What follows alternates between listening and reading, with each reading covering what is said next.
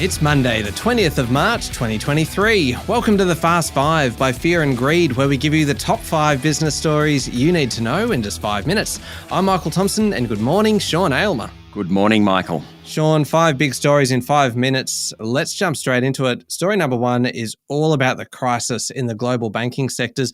Starting in Europe, Swiss officials are rushing to try and get a deal announced for UBS to take over its troubled rival Credit Suisse. Yeah, this is a bit like the Commonwealth Bank taking over National Australia Bank. UBS has put aside its initial opposition to a deal being pushed by the Swiss government and is exploring possible structures that could be executed quickly to halt a deep crisis of confidence. Now, UBS want the Swiss government to take on a lot of the risk.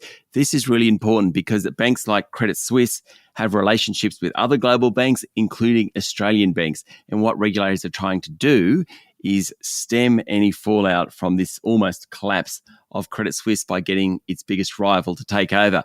That's in Europe. In the US, legendary investor Warren Buffett has been in touch with senior officials in Joe Biden's administration in recent days to help calm the regional banking crisis. That's been going on for about 10 days, ever since the collapse of Silicon Valley Bank. Now, there's been multiple conversations about Buffett possibly investing in the US regional banking sector. He's done it before. He did it for JP Morgan.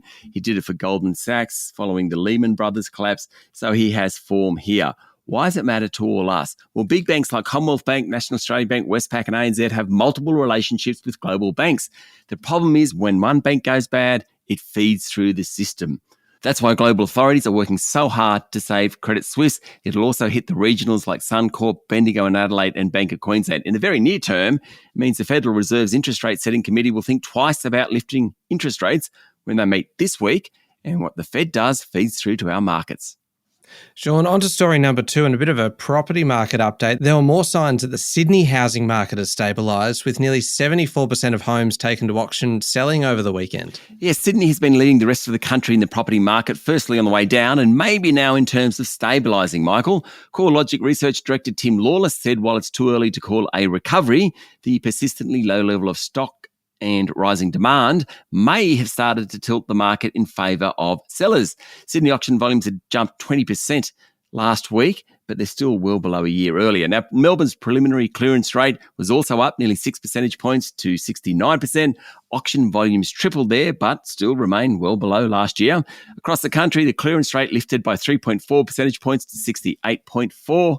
Brisbane came in at about 56%. Adelaide was 63% and Canberra was 57.5%. Story number 3, Sean, there's been a significant jump in old-fashioned shoplifting, with major retailers working to catch thieves who range from children right through to organised crime. Yes, it's become a real problem at Myer, which has engaged undercover police in Melbourne. New South Wales Bureau of Crime Statistics and Research recently revealed that theft from stores had jumped 24% last year, the fastest pace of growth in retail crime since records began in 1995. Now, rival upmarket department store David Jones said it's seen an uptick in theft, but also in nasty behaviour towards floor staff. Woolworths Group said shoplifting has increased as well. Bunch of reasons. Obviously, the cost of living pressures is one and organised crime is another. But other things are playing a part, according to the Retailers Association. Mental health and psychological issues and drug and alcohol abuse as well. Story number 4, financial wellness in Australia has declined markedly over the past year, with a survey showing that 60% of Australians worry about meeting normal monthly expenses. The 2023 Your Financial Wellness User Insights Report analysed the financial health of 1,200 Australians. The average Your Financial Wellness Index score dropped from 6.4 out of 10 back in 2021 to 5.7. The report finds 43% of respondents reported high or overwhelming financial stress compared to 27% a couple of years ago. And while 60% sometimes worry about meeting normal monthly expenses, about 1/3 of those surveyed say they often can't afford to eat out or go to the movies. Now, the findings, released to coincide this week with Global Money Week, highlight a lack of financial literacy among Australians, with only 1 in 5 people able to correctly answer 3 basic financial literacy questions. Last one, Sean. Story number 5. How about this? Former US President Donald Trump says he expects to be arrested Tuesday, US time, as part of the Manhattan District Attorney's investigation into hush money payments to an adult film star. Yes. Now, Trump urged his supporters to protest in echoes of his public statements ahead of the January 6, 2021 attack on the US Capitol. Very uneasy feeling about it. There hasn't exactly been riots in response to his comments, but Republican Party leaders have rallied to Trump's side, saying his arrest would be overreach. Elon Musk, who has at times supported Trump, said if he's arrested, he'll win the 2024 election in a landslide.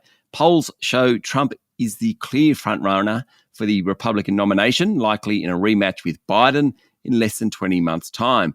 Clearly, Trump's gearing up, Michael. We know that because over the weekend, he returned to Facebook. And what did he say first up? I'm back. And that's it. All right, there we go. The top 5 business stories in 5 minutes. Thank you, Sean.